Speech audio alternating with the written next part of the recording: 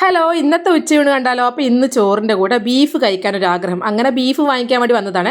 അപ്പോൾ ഇതാണ് പാറപ്പുറം പള്ളി. പാറപ്പുറം പള്ളിക്ക് തൊട്ട് മുമ്പ് വെച്ചിട്ടായിരുന്നു അറവുണ്ടായിരുന്നത്. അങ്ങനെ ബീഫൊക്കെ വാങ്ങി വീട്ടിലെത്തി. അപ്പോൾ നമ്മൾ പ്രത്യേകം പറഞ്ഞിട്ടുണ്ടായിരുന്നു ചെമ്പരത്തിയും അതിൻ്റെ കൂടെ കുറച്ച് എല്ലും കൂടി വെക്കണേന്ന്.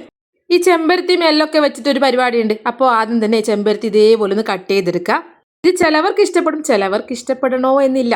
അങ്ങനെ നന്നായി കഴുകി വൃത്തിയാക്കിയിട്ട് അതിലേക്ക് ഉപ്പും മഞ്ഞളും പിന്നെ കുറച്ച് മല്ലിപ്പൊടിയും പിന്നെ മുളക് പൊടിയും കുറച്ച് പെപ്പർ പൗഡറും കൂടി ഇട്ട് നന്നായി മിക്സ് ആക്കി എടുക്കാം. ഇനി ഒരു കുക്കറിലിട്ട് ഒരു 10-12 വിസിൽ വരെ വേപ്പിച്ചെടുക്കാം.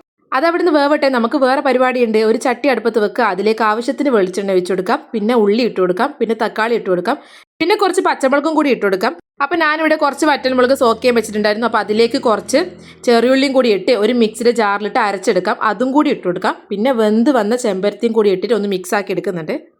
പിന്നെ ഇത്തിരി ഗ്രേവിയൊക്കെ വേണമെങ്കിൽ കുറച്ച് വെള്ളം ഒഴിക്കാം. പിന്നെ അതിലേക്ക് ഇതാ കറിവേപ്പിലയും പിന്നെ ചെറുതായിട്ട് അരിഞ്ഞു വെച്ച മല്ലിയിലയും പിന്നെ കുറച്ച് കുരുമുളക് പൊടിയും പിന്നെ കുറച്ച് ഗരം മസാലയും ഉപ്പും കൂടിയിട്ട് നന്നായി മിക്സാക്കി എടുക്കുമ്പോഴേക്കും നമ്മുടെ സംഭവം സെറ്റായി വന്നിട്ടുണ്ട്.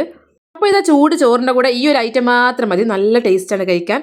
അപ്പോൾ ഇത് കഴിക്കാൻ ഇഷ്ടമാണെങ്കിൽ ഇനി ബീഫ് വാങ്ങിക്കുമ്പോൾ ഇതും കൂടി വാങ്ങി ഒന്ന് ട്രൈ ആക്കി വെക്കണേ. അടിപൊളിയാണ്.